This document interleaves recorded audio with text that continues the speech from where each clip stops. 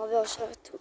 Dnes vám ukážem túto chatku, v ktorej budeme cez leto natáčať, hej. Takto zvonku to nie je nejaká paráda.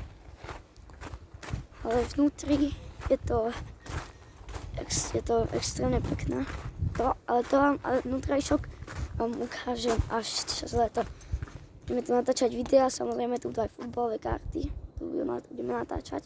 Tu je teraz ľad, toto molo, na tom chytáme ryby. Tam je loď. A to malé jazierko, a toto miesto s tým molom, to je naše súkromné. Toto je ešte ľad a bude ešte tvrdší. Taká príroda, pekná chatku, veľa stromov. Toto je pre dnešný short, bolo úplne všetko.